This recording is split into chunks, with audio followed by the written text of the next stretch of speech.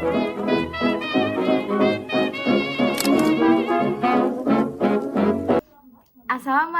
warahmatullahi wabarakatuh. Perkenalkan, nama saya Tiara Media Kirvalani dari kelas 12 IPA 2. Untuk menjual sayuran organik adalah 1.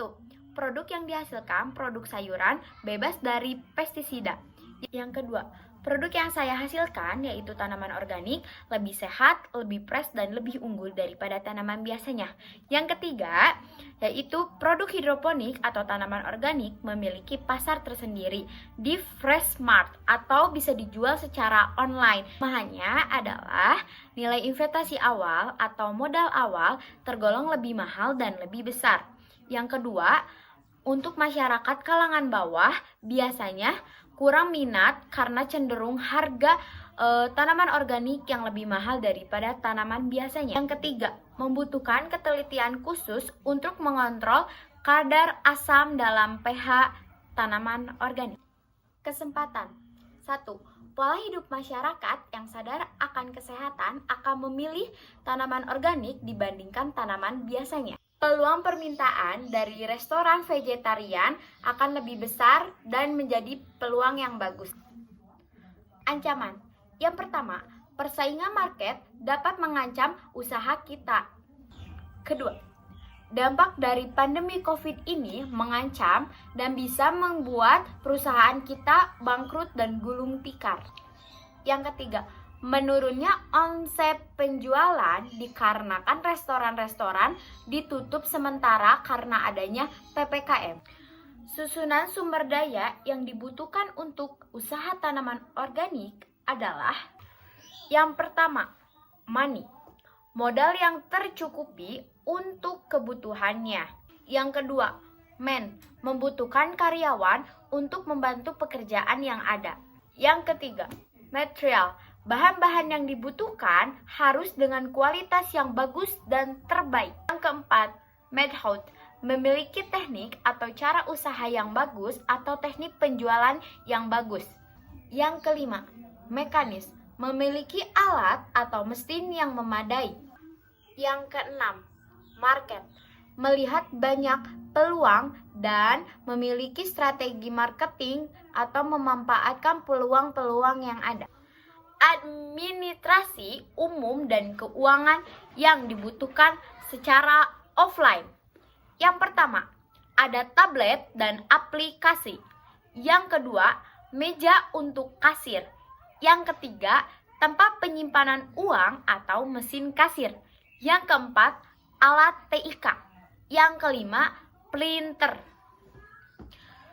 Metode keuangan yang saya pakai untuk bisnis tanaman organik sawi secara offline adalah metode pembayaran di kasir berupa tablet yang disetting menggunakan aplikasi yang saya buat sendiri agar memudahkan karyawan dan proses keuangan lainnya. Dan metode pembayaran bisa juga menggunakan Dana, OVO, ShopeePay, dan lain-lain. Selain itu, bisa diakses melalui GrabFood, GoFood, dan ShopeeFood. Jadi, si driver akan datang ke minimarket kita untuk mengambil pesanan yang kalian pesan di dalam aplikasi tersebut yang dibutuhkan secara online. Yang pertama, komputer, HP, dan alat TIK. Metode keuangan yang saya pakai untuk bisnis tanaman organik secara online adalah saya akan membuka toko di Shopee, Tokopedia. Metode pembayarannya bisa menggunakan ShopeePay, transfer, via minimarket, dan bisa COD atau delivery antar. Kedua, strategi pemasaran. Yang pertama, saya akan menjual dengan kualitas yang terbaik dengan harga yang terjangkau. Yang kedua, distribusi, mendistribusikan di toko sendiri secara offline dan online dan akan disebarluaskan ke pasar modern. Yang ketiga, pelayanan saya akan memberikan informasi yang lebih luas dan akan memberikan yang terbaik dalam promosi yang saya pakai dengan cara endorse dan membuat konten-konten media sosial. Yang kelima, segmen pasar. Segmen pasar, saya akan menjual barang dengan harga terjangkau, mudah dibedakan atau differentiable pasar modern. Standard Operation Produksi. Yang pertama, SOP bagian administrasi. Yang pertama, persiapan atau mempersiapkan agenda.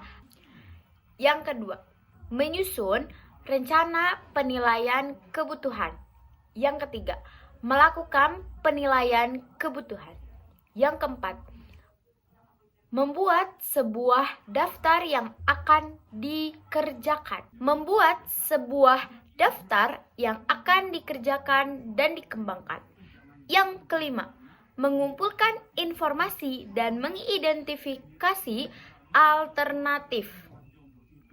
Yang keenam, perencanaan penerapan. Yang ketujuh, latihan pemahaman agar langkah-langkah yang saya susun dapat berjalan dengan baik dan mulus. Yang kedua, SOP bagian keuangan. Yang pertama, menampung semua kebutuhan. Yang kedua, mencatat atau menulis pemasukan, pengeluaran, dan stok barang. Yang ketiga, menganalisis hasil pemasukan. Yang keempat, memeriksa kembali data yang dibutuhkan. Yang keenam, membayar atau menggaji karyawan. Ketiga, SOP bagian produksi budidaya tanaman organik sawit. Yang pertama, persiapan bahan produksi. Yang kedua, menyiapkan atau memilih tanah yang subur. Yang ketiga, menyiapkan pupuk organik yang bagus agar dapat menghasilkan tanaman organik yang berkualitas bagus. 4. Memilih bibit sawi yang unggul. Yang kelima, menjaga produktivitas.